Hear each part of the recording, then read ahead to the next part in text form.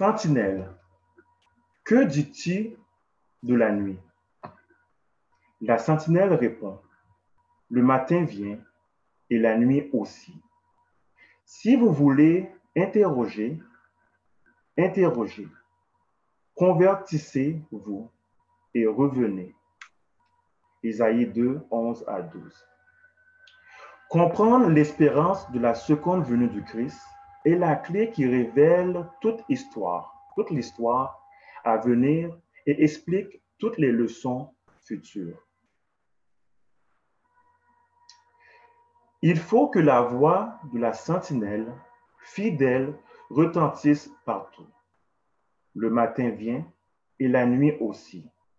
La trompette doit rendre un son clair, car nous sommes parvenus au grand jour de la préparation du Seigneur. La vérité relative à la prophétie forme un tout cohérent et lorsque nous les étudions, elles se présentent comme un magnifique faisceau de vérité chrétienne pratique.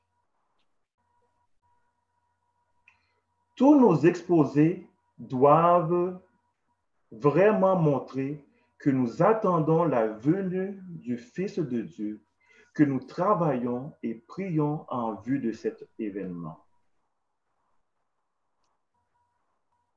Son événement est notre espérance. Et cette espérance doit imprégner toutes nos paroles et tous nos travaux, toutes nos relations et tous nos contacts.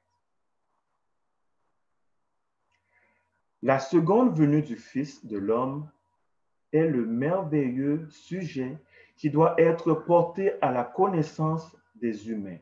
Il ne doit pas être écarté de nos exposés.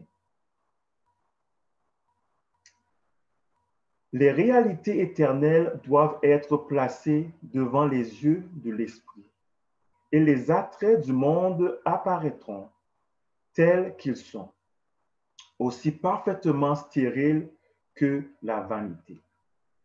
Qu'avons-nous à faire avec les vanités du monde, avec les louanges, ses richesses et ses honneurs et ses plaisirs? Nous sommes des pèlerins et des étrangers qui attendent, qui espèrent et prient en vue de la bienheureuse espérance et de la glorieuse apparition de notre Seigneur et Sauveur Jésus-Christ.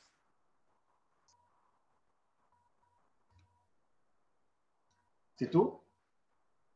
Si nous y croyons et si nous traduisons dans notre vie pratique, quel dynamisme cette foi et cette espérance ne vont-elles pas nous inspirer?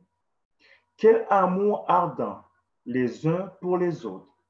Quelle vie sage et sainte pour la gloire de Dieu, en considérant la récompense finale. Combien sera rendue évident la ligne de démarcation qui nous distingue du monde. Vérité concernant la venue du Christ devait être présentée à chacun. Wow, je pense que c'est un beau passage et bien que mon texte biblique était compliqué, mais j'espère que le psaume que nous avons lu, c'est un peu ce que nous avons lu en disant que le monde qui est là avec toute sa gloire, ses honneurs, sa prestance, tout ça va disparaître. Et nous, notre mission, ce n'est pas de s'accrocher justement à ce monde qui va un jour passer, mais c'est justement de s'accrocher à la gloire de Dieu. Mais nous avons une responsabilité. Je pense que ceux qui étaient là hier soir, le pasteur l'a bien présenté. Nous avons une responsabilité, nous avons une mission.